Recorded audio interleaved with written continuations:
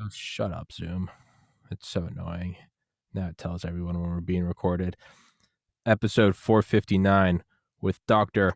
Roger Hodkinson, coming from his son who works on exotic cars and exports them and is clearly much cooler than I will ever be.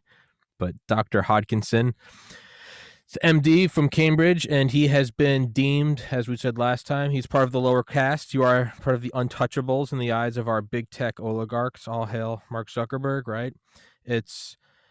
He came on episode 411, for which I was promptly suspended for 2 weeks for, quote, spreading medical misinformation that contradicts the World Health Organization, which is a front for the Chinese Communist Party. You came on again in episode 427, and we did find a loophole. We did the first 10 seconds, and it's you saying, thank you for having me on, Tommy. I'm Dr. Hodkinson. And then it cuts out, and it's just me saying you can find it on these links below: Spotify, Rumble, BitChute. So we did manage to find a way to slide through the system. But man, they've got you tagged because I have alternative channels that nobody knows about. It's where I upload this podcast. It's nothing related to this podcast. No titles, nothing. It's just numbers. And your episodes will So still get let's banned, call me Dr. Roger. Dr. Roger. Well, what we need to do is you need to identify as a black woman, and then they can't ban us. But Dr. Yeah. Hodkinson has been banned everywhere online. And to me, the most fascinating thing is he is not even, as you said in the first episode, you are not an anti-vaxxer. You are not a COVID denier. Not even the most absurd. This is all. No, you just said you thought the lockdowns were stupid, and we got banned for it. So enough of me talking, because everyone here hears my stupid voice enough. They want to hear you. You're the original. You're the gangster. You're the one that's standing up against big tech. And to me, I just think it's odd that there are topics that we cannot talk about. And that's what makes the hairs on my neck stand up. If they tell me I can't talk about a vaccine, I'm going to get a little hesitant to just jab it into my body. But Dr. Hodkinson, please take it away, sir. Well, it's a phrase from the Second World War. When you're getting flak, you're over the target. Yes, sir. And we're slap bang over the target, and the bombs are dropping right now. Um, I'm not gonna hold back on this call, nor on any of the others we've done, Tommy. There's too much at stake here. Mm-hmm. What I find particularly inflammatory is the Orwellian description of what we're trying to do here as based on hearsay and not facts, when in fact, if I could use the pun, in fact, it's the exact opposite way round. What I'm going to tell you are facts, statistical probabilities, science, not based on hearsay. If it's an opinion, I'll say so. There are some connections that you can make between the vaccine and the complications that we can talk about. I think the plausibility of my hypothesis that we'll talk about is very reasonable. But we've lost a few battles along the way. We've lost the mask battle. We lost the social distancing battle, which of course is ridiculous because the major distribution channel is by aerosols. We lost the lockdown battle late in the game, closures and all that. We've lost all those battles. The big two battles to come that hopefully we can win with sufficient exposure of the nonsense that's going on is vaccination of children and vaccine passports. Those are still battles to be fought. But if we could just recap here, some of your listeners may not have heard the previous podcasts, Tommy, if that's agreeable to you. 427 and 411. May I recap Yes, sir. what we might have said before? Yes, sir. But we will focus on those two other issues, as I mentioned. The big thing, the big message that I want to leave with people is that this is nothing more, other than certain nuances that we'll come to, This is really nothing more than a bad seasonal flu. It was no emergency, excuse me, and that was the single biggest mistake in this whole mess that we're in. Excuse me. It was not an emergency by any stretch of the imagination. Yes, older people were dying in larger numbers if they had comorbidities, but the statistical relevance of that is being skewed to create fear rather than assuage people in that age group. The emergency never was. And it's the most important thing to realize, because by saying it was an emergency, it gave justification to the development of a vaccine at, quote, warp speed. A vaccine that had never been used by this technology ever before. In fact, there were very serious concerns with many attempts in the past because of animal deaths with other RNA vaccines that have been tried. So you can see how this whole thing plays out from the assumption that it was an emergency, morphing into vaccines that are almost mandatory now, again, dressed up in an emergency, which it never was and never is. Certainly even less of an emergency now than it ever was. If you look at the stats in Florida, for example. Yeah, Texas. And then, of course, it's going to morph again into vaccine passports. Politicians always like to move ahead when they've lost the game, rather than accepting defeat and saying, I'm sorry, I was wrong. They like to morph it into something else, to move on and change the dialogue in order to escape criticism. If I could encapsulate the whole mess in one statement, it's this. They, governments, created an artificial situation, and now they have the gall to say, listen, you useful idiots out there, unless you're so stupid as to take this experimental vaccine, we're not going to take the dogs off and let you live your lives with normal liberty. The gall of creating a problem themselves and then making us be the guinea pigs to solve it for them. That's how outrageous the macro picture is here. So let's then rewind into how this whole thing started.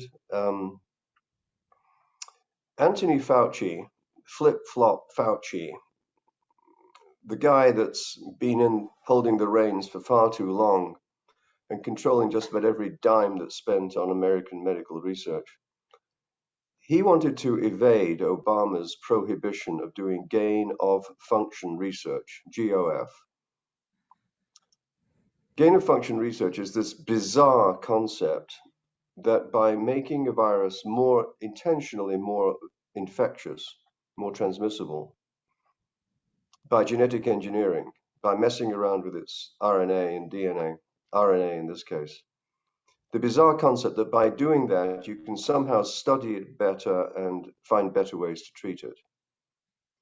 The problem is that when you do that, there is no lab on Earth, not even for Detrick. I'm sure I'm mispronouncing it here. Dietrich. Dietrich, that's correct. No lab in the world is 100.00000% safe. None. Impossible. The human factor will always elude you eventually. And so to have this experimentation going on anywhere in the world is so incredibly dangerous. It could be going on in rogue states like North Korea and Iran as we speak. It's not rocket science. So it should be prohibited internationally. It's much more serious to humanity than nuclear war. It could make this episode look like a walk in the park. I digress. That's gain of function. Fauci wanted to do it, and he got it done by he thought it wouldn't be discovered. he gave it through a white-gloved intermediary with deep fingers into the WHO. A white-gloved intermediary then subcontracted it to the Wuhan lab, which was known historically to have the most awful biosafety record. State Department communiques defined that very clearly. Despite its terrible biosafety record, Fauci still had the research done there. Now, not surprisingly, because no lab's 100% safe, and particularly that one, it got out of that lab on a pair of dirty shoes one day, got going in the local environment, and then was on a plane to Milan faster than you could spit, because there was a huge traffic between Wuhan and Milan. The Italian leather industry needed cheap labor, and it was a very frequent flight pattern between the two cities. Milan, unfortunately, also had the distinction of having the highest concentration of elderly people in nursing homes in the whole of Europe. So they became sitting ducks, and they started dying in reasonably large numbers unexpectedly. That came to the attention of a congenital idiot in London, England, called Neil Ferguson, who put those numbers into his modeling scenarios. By the way, he's not a physician or an epidemiologist. He's a theoretical physicist by training. He was notoriously wrong in previous epidemics by an order of magnitude. And yet, despite his notorious reputation for being wrong, the Armageddon scenario that he was proposing because of COVID hit the media. And as you well know, you're in it. The mainstream media gorges on crises. It's what sells advertising. Gorges on fear, pandemonium, catastrophes, whatever. That's unfortunately one of the main stock in trade to get attention. Well, it certainly did get attention. It was on the desks of every premier and prime minister and president the very next morning. Armageddon is coming. So they told their number twos, I want to plan on my desk tomorrow morning, and it's got to have one singular characteristic. It has to be seen that I am doing something. I don't care what the hell it is. I need a plan, and I need it now. So they came back sniveling the next morning with these things that they knew did not work, but that's what the boss wanted, because this was Armageddon coming, on which no one had done due diligence. Well, it became very clear very quickly that it was the elderly with comorbidities that were the target of this thing that's similar to the flu. But they didn't reverse. They continued with the madness of mass and social distancing and eventually lockdowns, with no evidence in the medical literature that these things were effective. So the summary statement of what's been done to date is very simple. Nothing works, nothing could work, nothing has worked, and therefore nothing will work. That's the message for this podcast. What we have to do is use our incredible common sense as lay people, like we've done with previous flu epidemics, to stay away from people who are coughing and sneezing. If we get it ourselves, we stay home, we go to bed, we take chicken noodle soup, we sprinkle it with Tylenol. We get, better by ourselves, generally speaking. If we get sick enough, we go to hospital, and then they do testing. But only there do we do testing. And by virtue of staying at home, we build what's called herd immunity. Someone has to bring us the chicken noodle soup. Unfortunately, we give it to the family. But that's a good thing. It builds herd immunity the natural way with the whole virus and not an experimental bit of a virus. So that's really how the whole thing started and how the initial reactions took place. there is no reason for any of these interventions. I'm the only person pulling together in one statement all the threads. Everyone's saying that masks don't work. Everyone's saying that the lockdowns produce substantially more harm than good. Social distancing does not work because of aerosols. You can be walking down an aisle in Walmart with no one in it and still get the virus Don't because don't the mask isn't going to help you, and it's in every aisle of Walmart as an aerosol. don't let the powers that be know that you don't even need to be around other people to get it. Then they'll lock us down. It'll be even worse. Don't give them any ideas, Roger. They'll what? You okay? Shut down.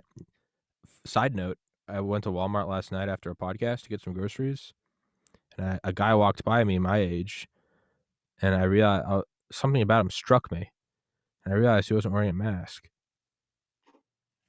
So I popped mine off, and as I went through the store, about every other person I saw didn't have a mask, and it was the true virus. It was spreading, and people were looking around and popping theirs off, and it was like, we all know this is horse shit. Like, but yeah, sorry, go on. You see, what's happening during this pandemic is merely an example of the overreach of government generally into our lives, in which they are assuming that only they can protect us from all of life's risks. You have to trust us. We care for you. We're on your side. This is all for the general good. You know, that general message works for people who are not aware of the issues. And they're not aware of the issues for a principal reason. Any counter narrative internationally has been brutally, efficiently suppressed. Politicians are not talking about it for fear of getting kicked out of their party. I see that in my own province here of Alberta, where there have been overt threats from the Premier to eject people from the party if they dare to stand up and criticize him.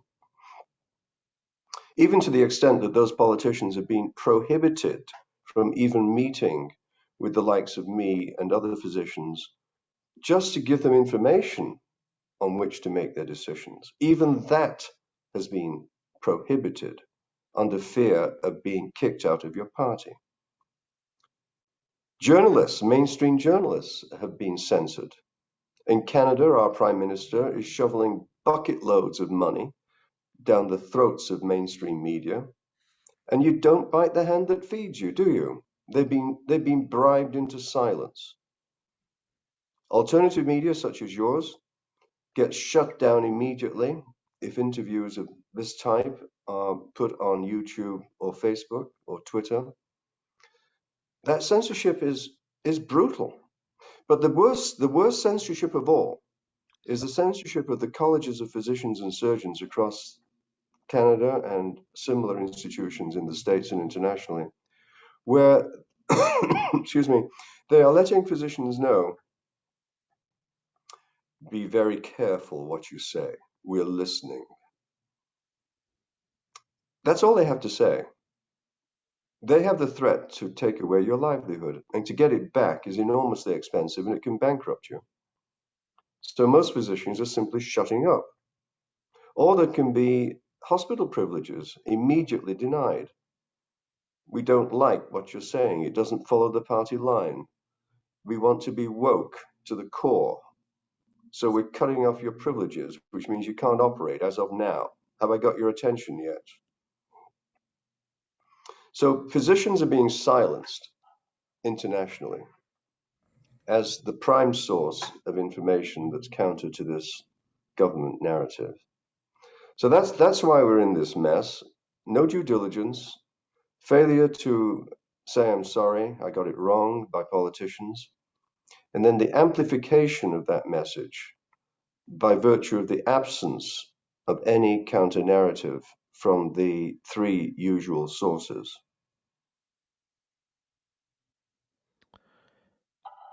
Just last week, I had on. I meant to email you this episode. I didn't. Dr. Ken Alabeck, who is the head of the Soviet bioweapons program, the first deputy director, biopreparat. And he defected in 1992, highest level Soviet defector of all time. He came and he shed light to the world. He exposed the Soviet bioweapon program because the United States and the Soviet Union signed a bioweapons treaty, and the Soviets went ahead with it anyway and went forward. He defected. He briefed like the Secretary of Defense, Senate Intelligence Community, all early 90s. And he now works at Locust Fermentation Solutions in the United States, and he just using his powers for good. But he was on last week, and we were talking about his history. He's got a super thick accent, but he brought up COVID. And like yourself, he was like, it's not a weapon. But he started smiling, and he goes, there are so many off-the-shelf remedies to this that no one is allowed to use. He goes, research that's already been done. You don't even need to do new studies. It's all on the shelves.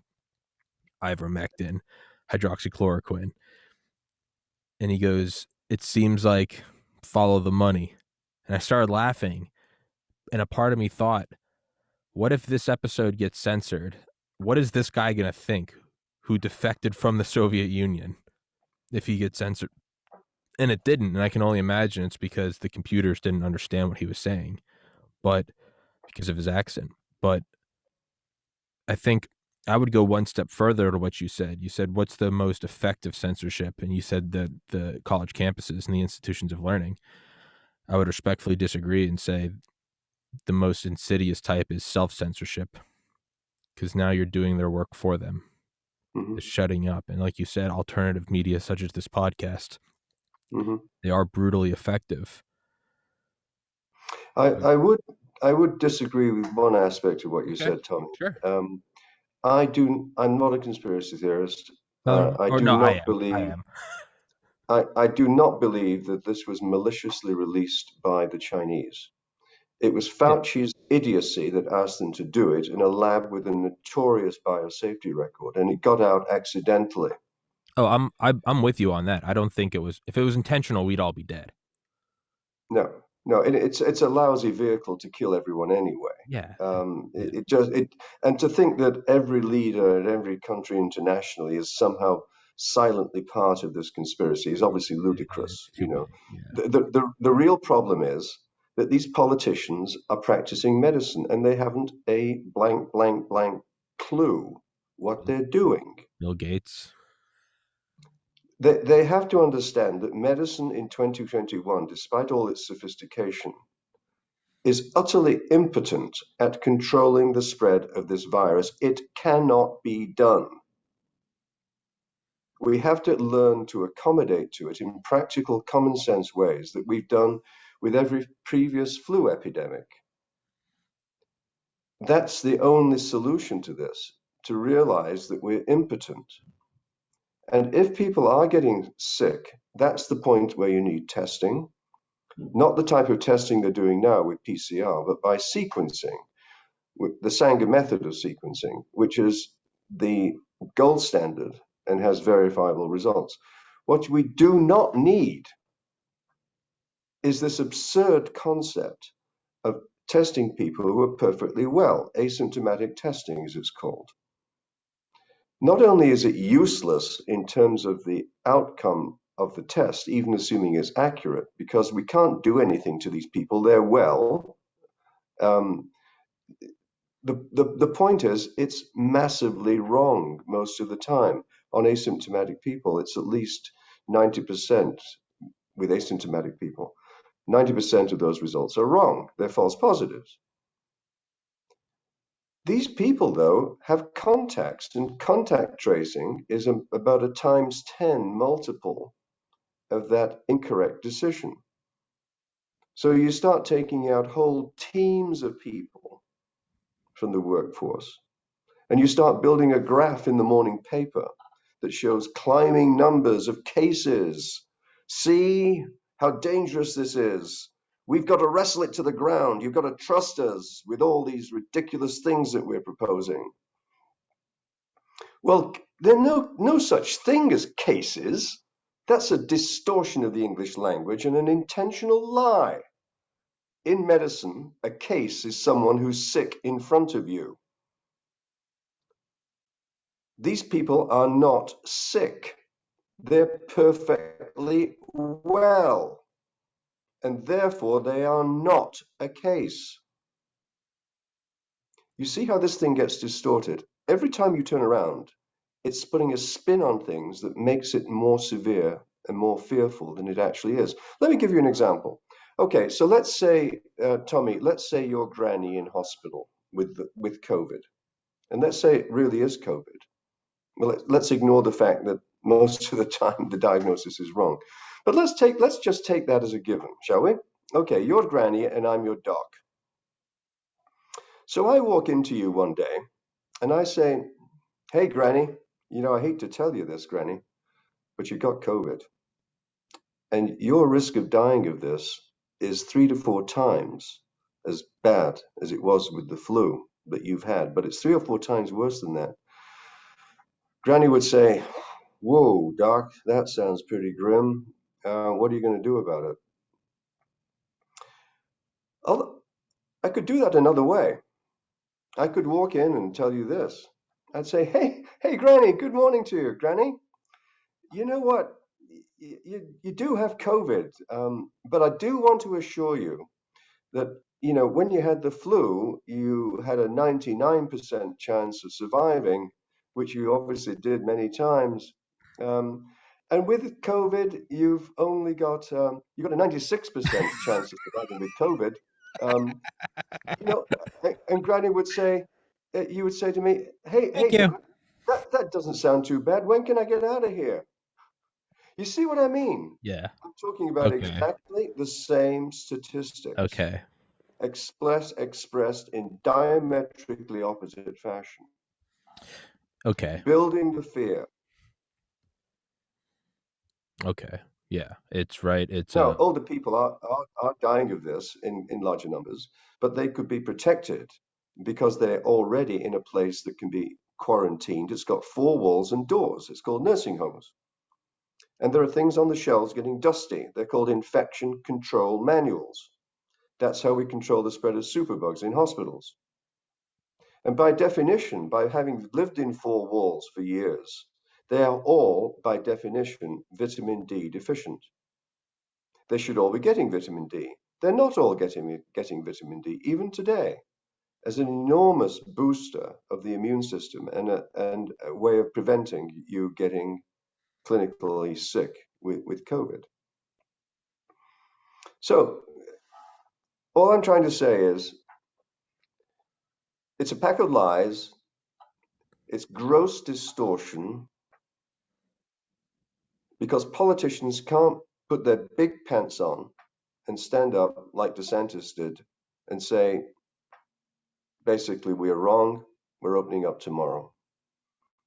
Too many jurisdictions internationally are fearful of the voters' reaction to that statement in the next election. But I think it's misplaced because voters are no fool. Eventually, the truth will out. Fauci will be seen for the fraud that he is. Reputations will be slaughtered when the history of this is written. And if you want to regain any political credibility, any politician listening to this should understand that now is the time to stand up and say, I was wrong. I was fed incorrect information. I overreacted. The evidence for what we did was very weak. And I'm saying today, we're open for business entirely as normal, with all kinds of special attention being given to our loved ones in nursing homes. Now, if someone said that, just like DeSantis's popularity has risen enormously, if that was said, any politician would rise in the polls. They wouldn't be punished for it. Fessing up in public, admitting you made a colossal mistake, just like Dr. Bhattacharya did out of Stanford, one of the most esteemed epidemiologists internationally, when he said, and I quote, lockdowns have been the biggest mistake in public health ever in medical history, or words to that effect. The biggest mistake ever in public health. So on that scale of mistake. So now's the time for these leaders to stand up and change their spots and go with the obvious that the general public, I think, are just intuitively aware of. Look, if you're doing the same thing over and over and over again for a year plus and it's not working, just maybe it's not working. You know, Fauci says, well, if one mask doesn't work, wear two, like I am right now. And next week it may be, well, you know, I think 10 would be even better because if you wore 10, you would definitely not get COVID, but I could guarantee you that you would die from hypoxia instead. Jesus. It's, I was thinking back to, it's all about phrasing, right? So this podcast has 5,000 subscribers. Joe Rogan has 10 million. When I had 1,000 subscribers, I was at 1/10,000th of Joe Rogan's audience. Now I'm at 1/2,000th of his audience. If you went to Mr. Rogan and said, Tommy is caught up to you at 5 times the rate that he previously was, he might go, oh, there's someone challenging the throne. What are the numbers?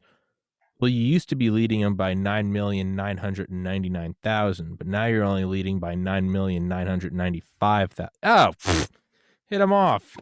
Just brush him off like a fly. But it's all about wording. And also, we could use the case analogy. If, how many subscribers do you have, Tommy? I have 5,000. And if things aren't going as well, what would be the next thing I say? Tommy, how many subscribers do you have? Don't worry about that. I have 459 episodes. Okay. If that didn't work, what would I say? Oh, don't worry. I have this guest and this guest and this guest are going to be coming on next week. And if it got worse, what would I say? I would say, oh, I sent out 5 emails yesterday. An email sent out doesn't mean anything. I can send out 200 and get no responses. I can send out 14 and get 14 responses. But if you're tracking the cases, well, Dr. Hodkinson, I sent out 100 emails in the last week. So, businesses are booming. Well, none of them, there's a chance none of them will respond, a greater than 50% chance that none of them will respond. But we're moving, right? It's the impending Armageddon, right? It's screaming iceberg. And it turns out that it was actually the moon reflecting on the horizon. And eventually the captain has to go, sorry, everybody.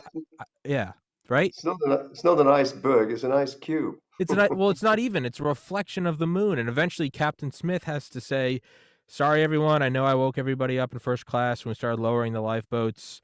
I just comped everybody an extra week. I'm sorry. That's on me. I hope White Star Line understands and I can stay on as captain. Won't happen again. No one would fault you for it, and it's understandable if you thought it was an iceberg.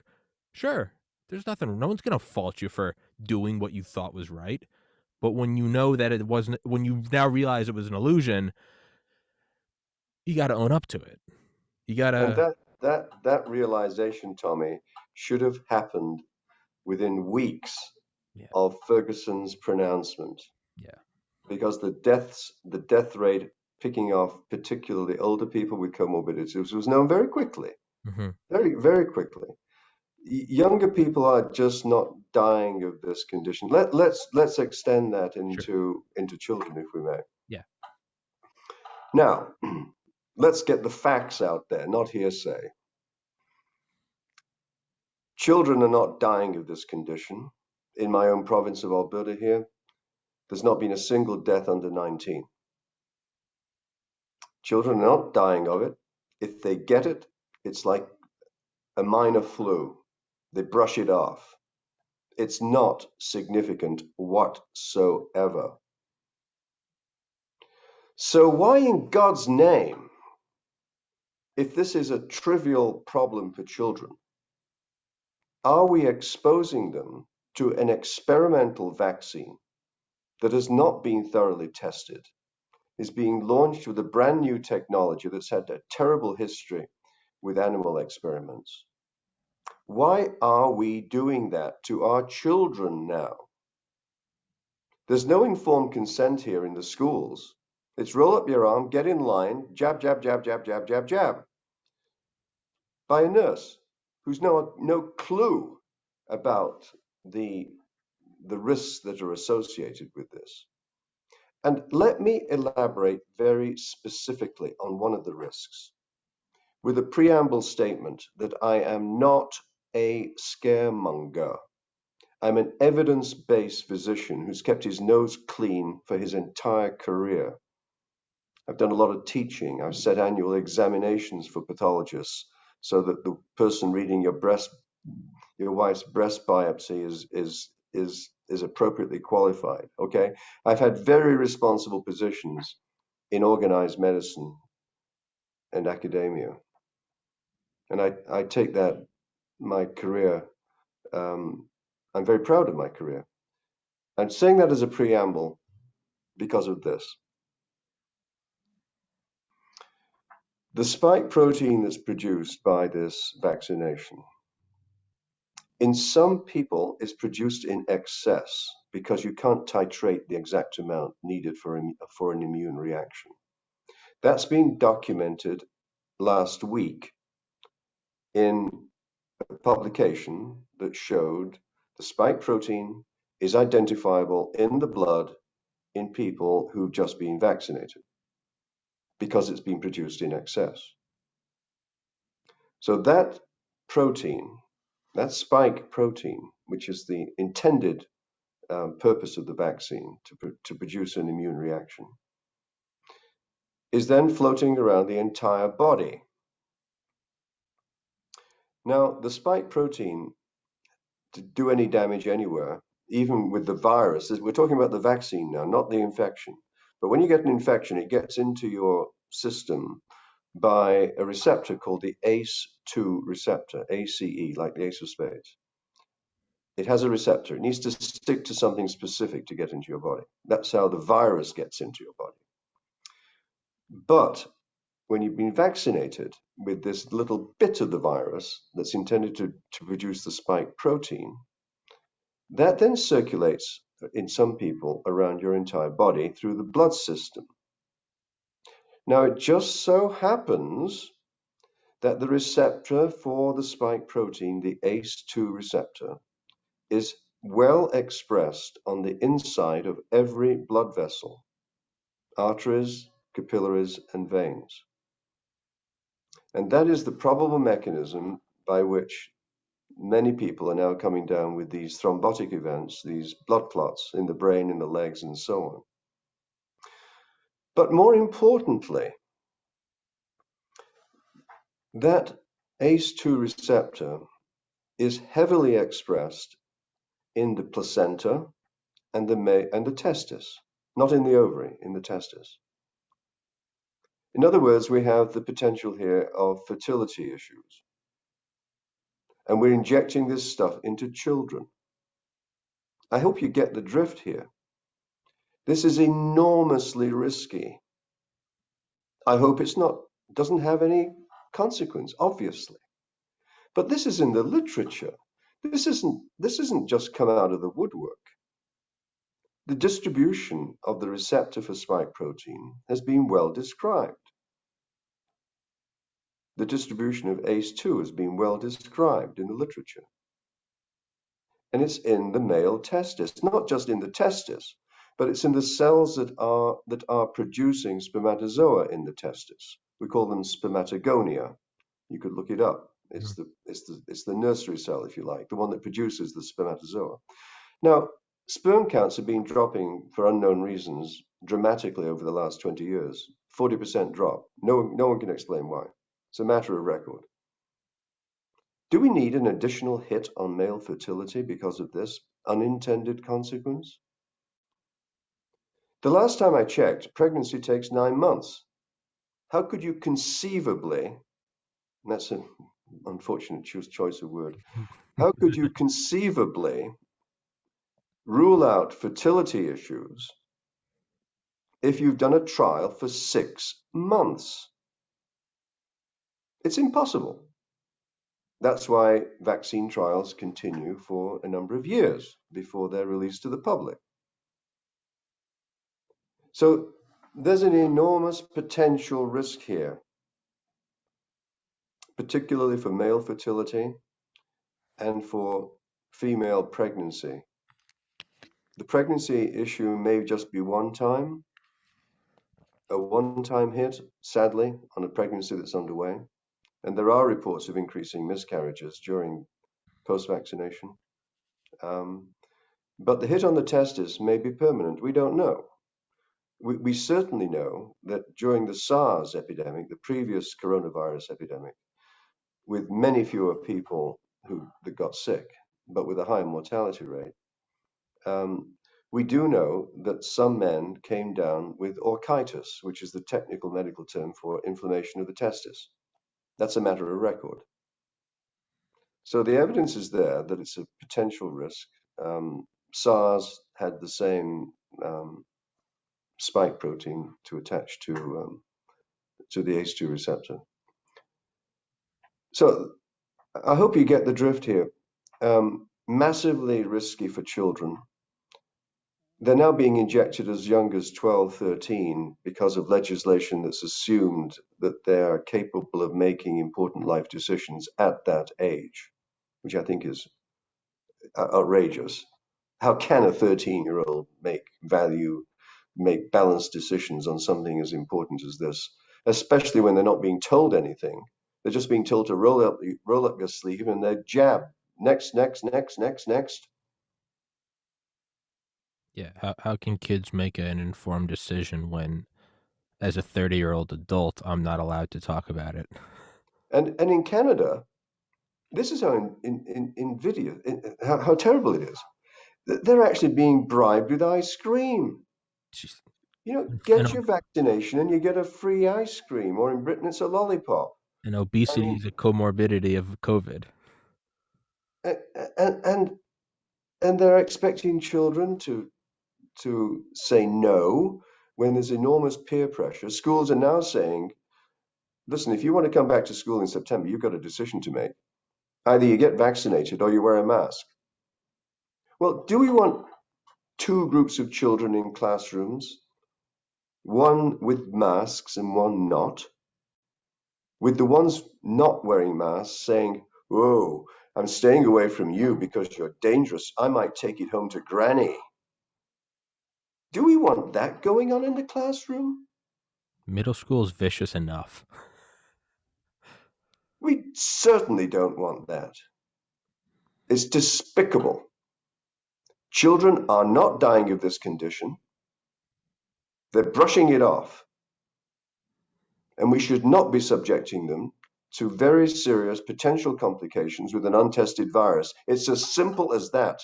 It's the grossest form of state-sanctioned child abuse I could imagine.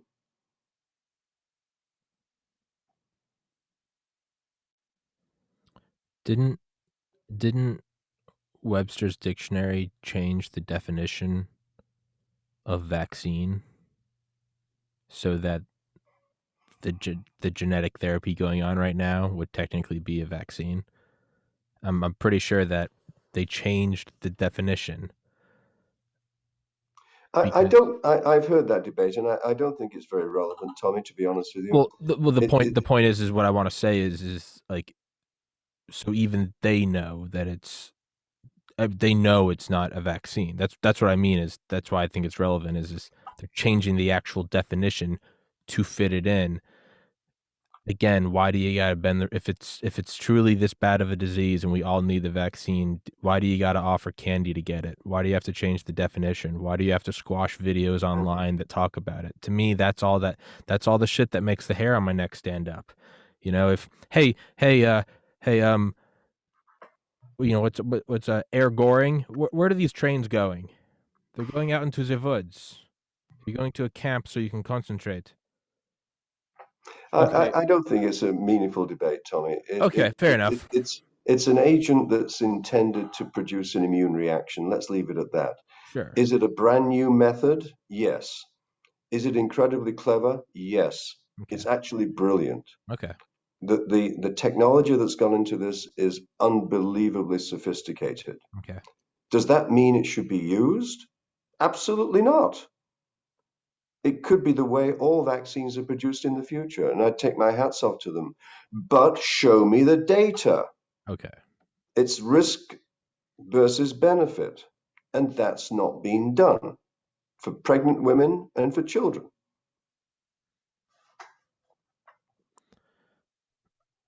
So okay, so I see what you're saying. Yeah, this might be the new wave of things. This might be as instrumental in changing the way we live as penicillin or the printing press. But you got to do the due diligence. We got to get the data as Right. opposed to everybody line up and take it, because there are precedents to where that leads to bad things. The flipper babies, right? In the Yeah. 60s, where Let, yeah. Vaccine history is replete with massive problems when they've been prematurely introduced. Respiratory syncytial virus vaccine was another one. Let me just though draw a contrast between the reality that this vaccine is experimental. It is not safe at this time. In fact, there's huge evidence to the contrary. There are over 4,000 deaths now attributed to vaccination in the States and about 1,500 in Britain. A terrible reporting system, but it's probably underreported rather than overreported, if history is anything to go by. But let me draw a contrast between the fact that the vaccine is strictly experimental. Okay, well, let's just accept for a minute that that was justified. Well, if it is justified, then is it not also fair to say that individual physicians should be allowed to use, quote, experimental drugs that are known to be safe, have been used for decades, and might, underlined, subject to eventual clinical trials, might be profoundly effective if they are safe and they might be effective. Many people believe they probably are, like ivermectin and possibly hydrochloroquine.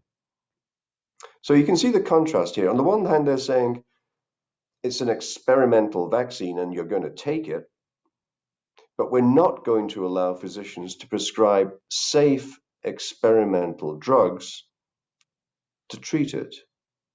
That's massive hypocrisy, is it not? to me, that's one of the things that it that's another one of the things that again makes my spidey senses tingle. Why is that? It may mean maybe it's simple. Follow the money. It's a consolidation of power. Politicians of power, sure. And I've said with you before, no, I don't think this is a global conspiracy. It's a stupid conspiracy if it was one. There's no, but there are things like that that again, these aren't all coincidences. And to me, it's I don't know what is going on, but that's just to me that's another piece of evidence. You can't talk about it. You'll get banned. You can't question it. You can't question the data. And there are existing things that you can't take, and there are experimental things that soon you're going to have to take. I mean, You see, government doesn't should be standing on the hustings and telling everyone to take 5,000 international units of vitamin D a day and 50 milligrams of zinc. Enormous evidence that it's protective against the severity of getting it in the first place and reducing the severity if you do get it. Enormous evidence. Dirt cheap, immediately available, and totally safe. No toxicity whatsoever. That's not happening. Instead of lockdowns. I mean, just look at it in a detached way for a minute. okay. How could lockdowns of society, of the economy, how could that prevent Granny in the nursing home from getting COVID? Hello? Knock knock? Anyone home? The logic is ridiculous. A layperson gets that. You don't have to be a physician or a rocket scientist to understand that that idiocy is not going to protect Granny, which is that's the only place that we need to protect anyone in nursing homes. It seems to be similar to post 9/11, where every defense project was getting approved. I mean, including putting lasers on 747s. I think it was the YAL 2000. But there was this general, like, I'm the president and 3,000 Americans were just killed. You got to do something. And some things are going to work, like going after, like, bin Laden. But a lot of it does seem like I have to be, kind of like you said, I have to be seen as doing something. I have to, it's like when I was little and like we'd get in trouble or something, we'd do something and my dad would be angry at us. Like, even if there was nothing to do, like we remember we'd like make our beds or something. And it was like, it has nothing to do with the fact that we were watching TV past our bedtime. Like, just do something, just do something, move around, go get the mail. It doesn't matter. It's just do something. And there's a general scrambling and it's often for yourself. It seems like that's what a lot of it You're is. absolutely right. You're Yeah. absolutely right. Yeah. They felt obligated to do something visible that showed they cared about Armageddon as predicted by Ferguson. Let's absolve them perhaps from the responsibility of not having done due diligence on this anywhere internationally. Sure. Okay, let's forgive them for that. Sure. Human It's a error. terrible mistake. It's It's fine. a terrible mistake because that's how the whole thing started. But let's forgive them for that. Good intentioned. Sure. So I want something done tomorrow morning. Do you understand me? Read my lips. That was the order. Didn't matter what the hell it was, Yeah. whether there was evidence for it or not. And of course, mass became, if I could make a pun here, mass became the face of this issue. Mass demonstrated government control of you and everyone around you, compliance, obedience. It made it obvious who was not complying, who could be arrested and fined Mm-hmm. or put in jail. In Canada, we've had 3 ministers of religion put in jail for defying the government edict about opening their churches above capacity.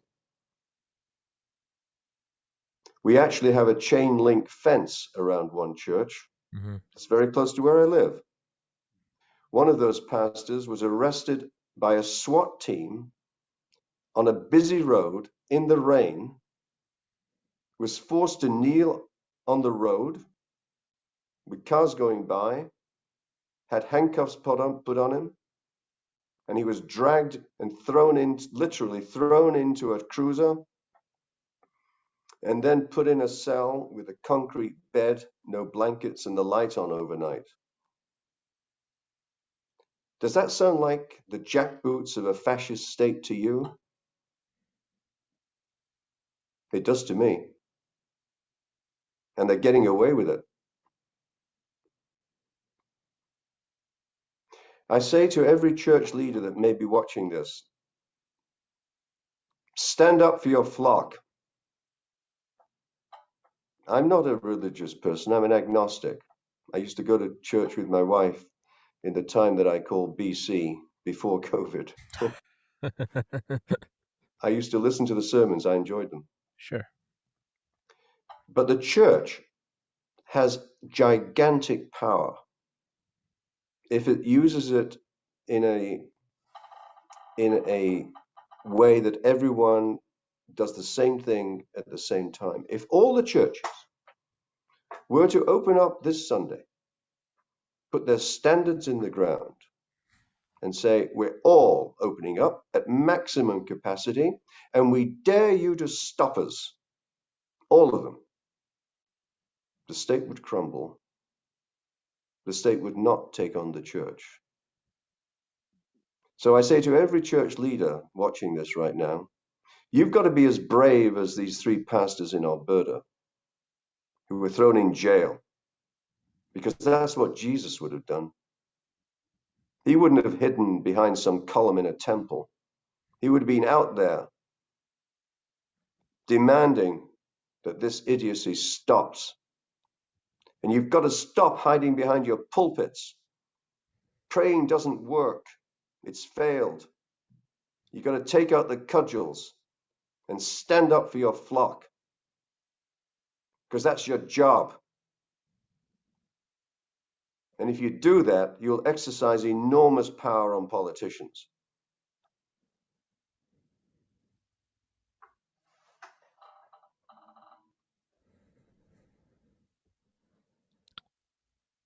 So they'll continue as long as we let them. Yeah, that's it. People have got to stand up and be counted. Not just individuals, but the leaders have to stand up. The politicians have to declare their true colors. Church leaders, more physicians need to stand up. A lot more physicians need to stand up. Far too few. Look, our ethics, the 2 principal ones. First, do no harm, and informed consent. They're both being trampled on, and everyone knows it. If a typical physician was to do that to an individual patient, he'd be sued for medical negligence and might well lose his license with the regulatory authorities. The role of colleges across the world, the regulatory bodies, should not be the enforcement arm of government. They're representing the public good to make sure there are no pedophiles out there, no physicians are sleeping with their patients. Yes, that's good stuff that they do in those regards. But they should not be the enforcement of government policy. They should be the ones demanding of government, why are you doing this? Because the medical officers of health in all these jurisdictions are physicians, and they are regulated by the college. They're not just bureaucrats. They're also physicians regulated by their professional bodies. And so the professional bodies, if they were true to their mandate of protecting the public good, should not be the enforcement arm of government, but should be demanding of government, why are you doing this? It's medical negligence. Show us the evidence. And what do? Exactly the opposite. They salute in government's direction, and they put the teeth into the backside of physicians who are daring to contravene it, such as me. That's an abrogation of their principal responsibility to protect the public, which they are not doing.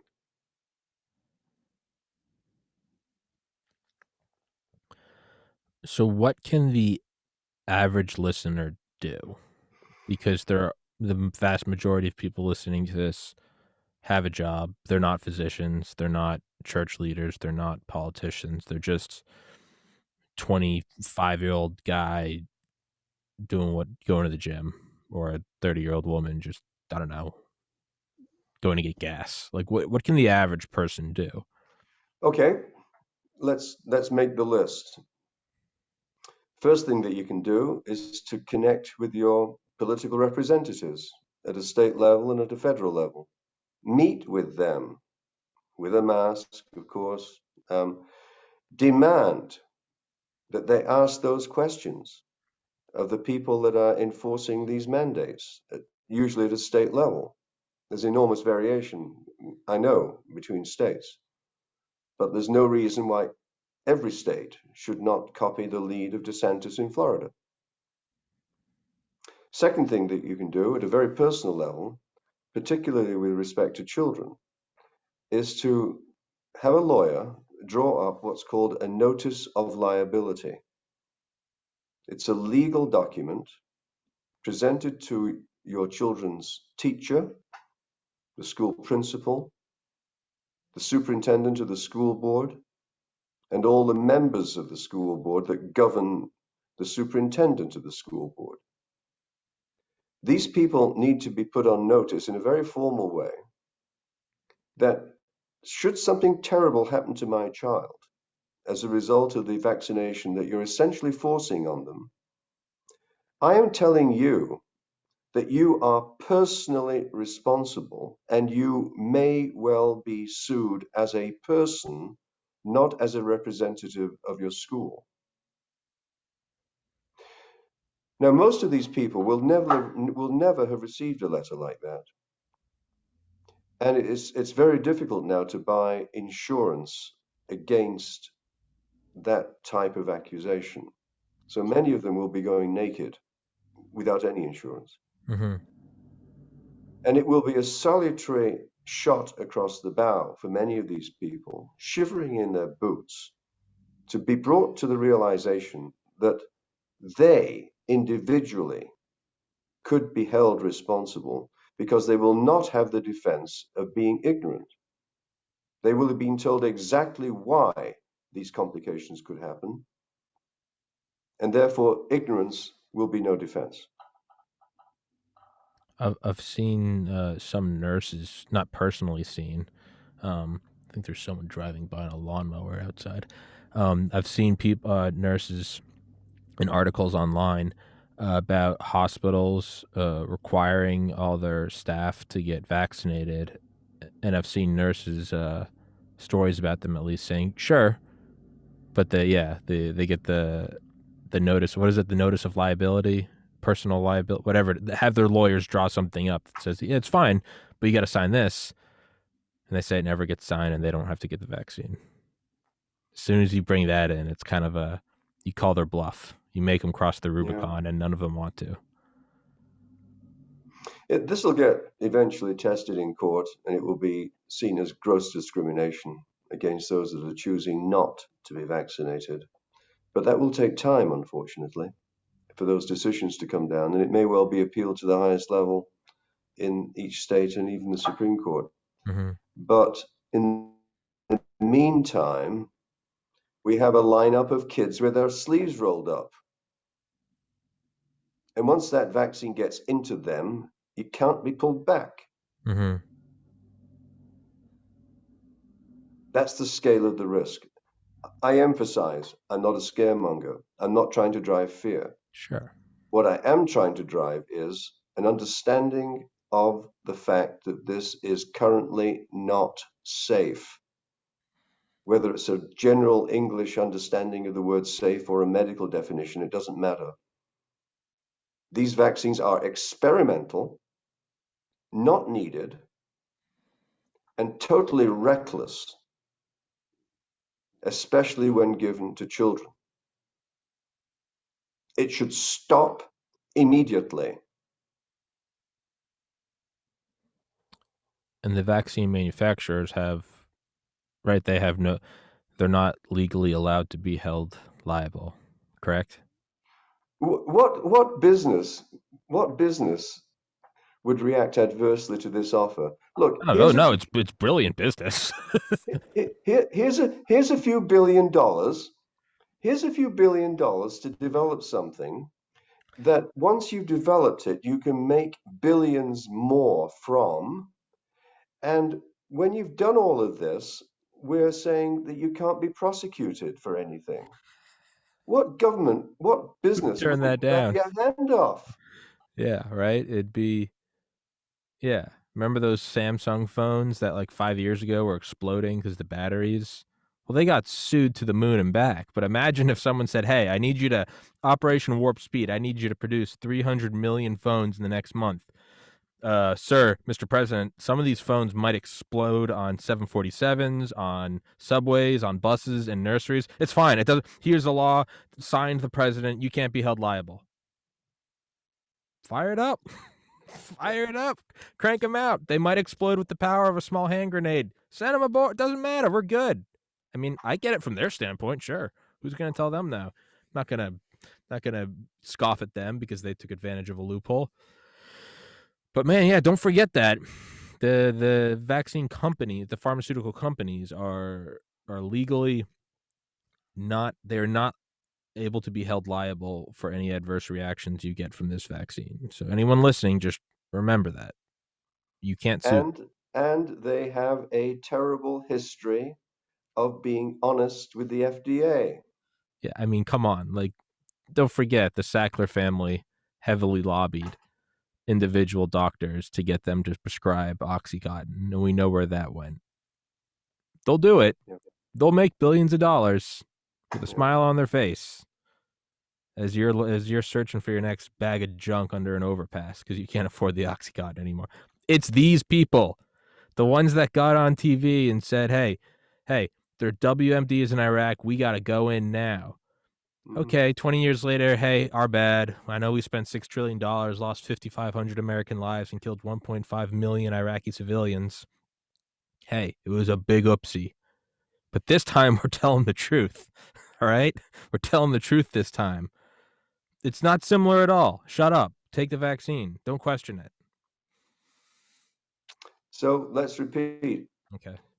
Totally artificial situation, massive overreaction, with the expectation that the population will get the politicians off the hook by taking an experimental vaccine that could harm them. That's the big picture of what's going on.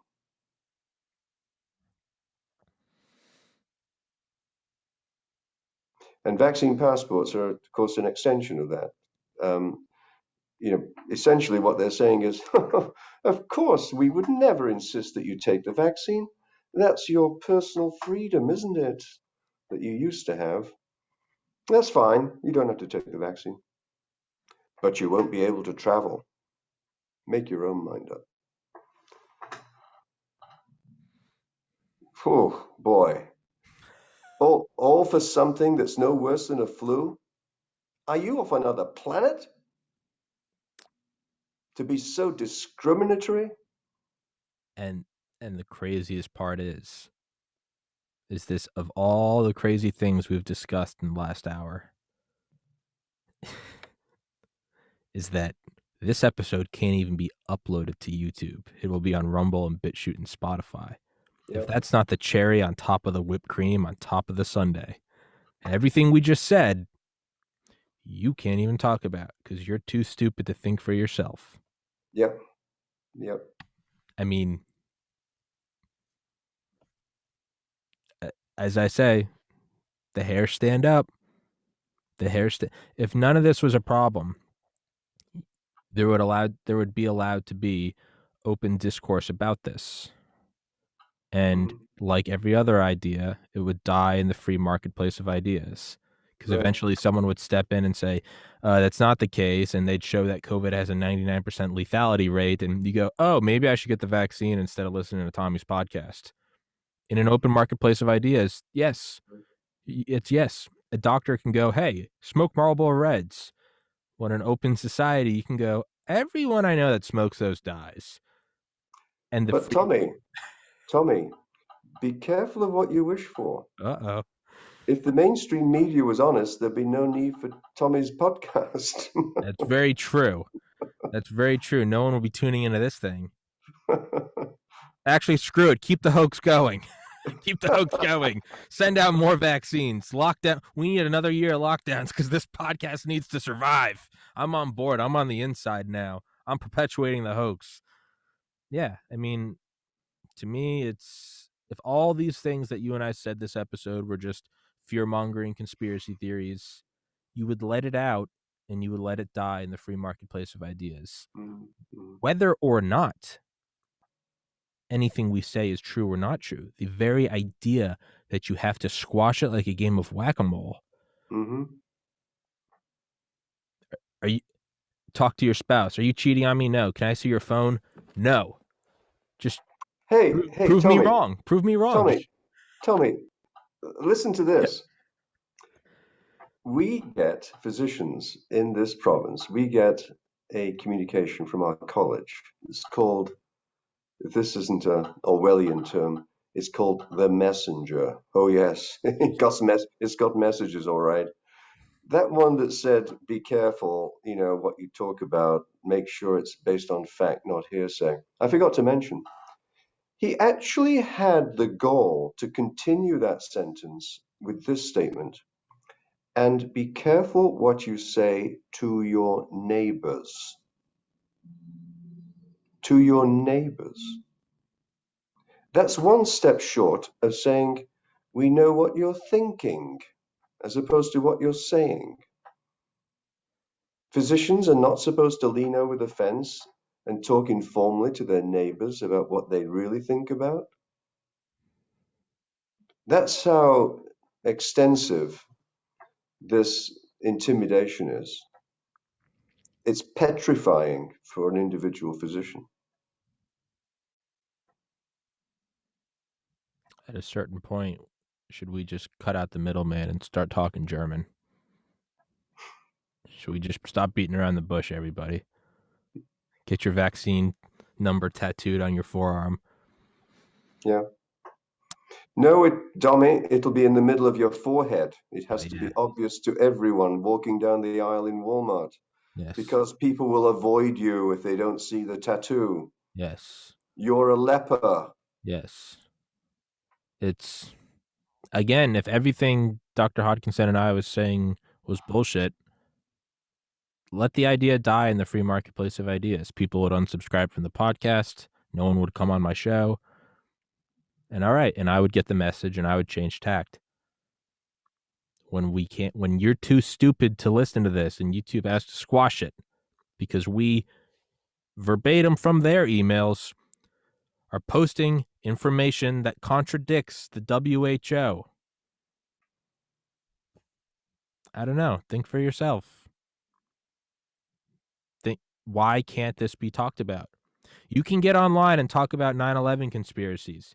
You can say Lee Harvey Oswald wasn't the lone gunman. You can say there's an alien craft in Roswell.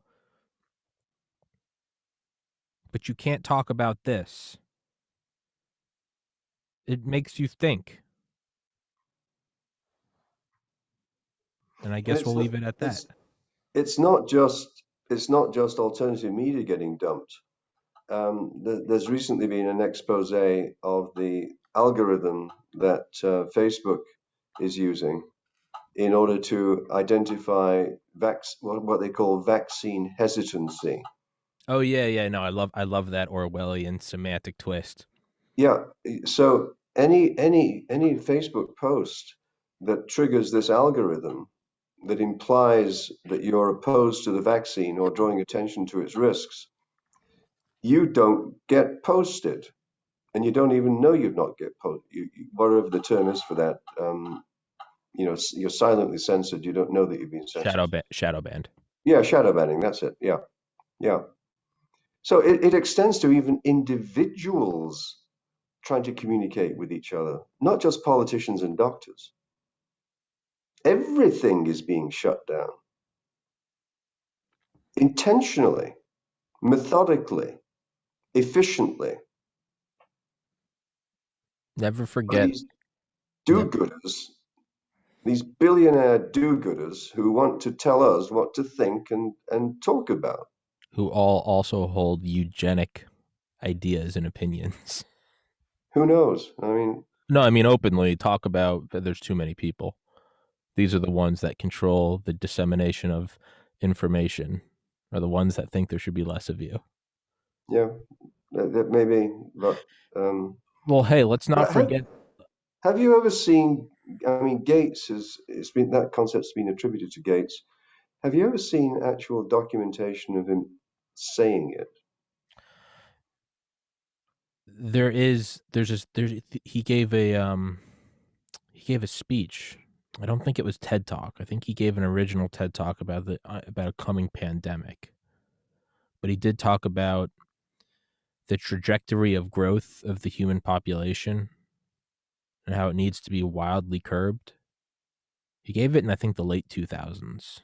But there is I can't tell you the exact name of it, but I can say I have seen him speak. And I could, if I'm wrong, someone please note that I'm wrong. Well, this plays into that narrative. It's an unexpected bonus for them. I don't think this was planned, but are they taking huge advantage of it?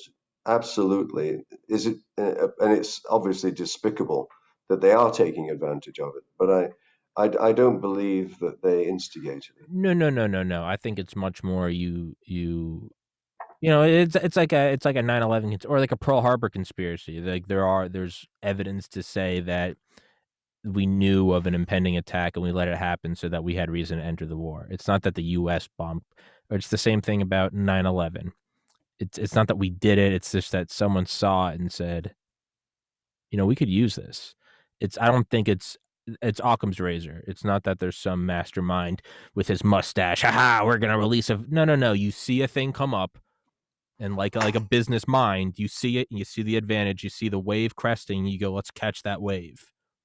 I think that's what it is. But Yeah, yeah, I agree. I agree. it's and we'll wrap this one up in a minute. But I always think about the beginning of Elie Wiesel's Night, his book Night, about the Holocaust. He was 14 years old when he escaped, or when it was liberated. But he talks about, and I can't remember the name of the guy, but he had some super Jewish name. It was like Shmuel or something, and he was one of the early, I guess, just impounded concentration camp victim before it became widespread. Before Eichmann really architected the final solution, it's like maybe like late 30s, and this guy escaped. And he came back to the small town where Elie Wiesel was living with his father, the whole Jewish community. And I think the ghettos were just getting set up. And he came back and he said he was ranting like a crazy man. He said they're killing us. They're beating, raping, starving. They're burning them in furnaces. They're throwing them in fire pits. And they said everyone kind of looked at him and they're like, "What the hell's wrong with you, man?" They thought he snapped. He was like, Mhm. "No, it's out in the middle of the woods. There's a camp. They're going to take us all there next." And they were like, kind of, "Hey, stay away from that guy. He's crazy." Mhm. Yep. Vaccine hesitancy. Mhm. It's just, and I'm not saying that's what it is, but what I'm saying is there are crazier things in history than what we're putting forward. There are crazier precedents of this shit happening and finding out about it and then going, how did it happen? And it's because of consolidation and compartmentalization of information. You have to be Mhm. free. If there are no camps, let that guy run around acting like a crazy man. He'll end up in a loony bin. I'm not saying that that's what this is and it's some Orwellian No. Illuminati shit. That's not what I'm saying. What I'm saying is crazier things have happened in human history Mhm. within the last 76 years. Crazy things. There are people still alive who have experienced crazier things. My generation, 13 years old during the invasion of Iraq. I was 11 on 9/11. We all saw that lie perpetuated to us about WMDs, about mobile biochemical factories. We all saw that, and it's now a running meme. Oh yeah, lied about the war in Iraq. What the hell makes you think anything about that has changed?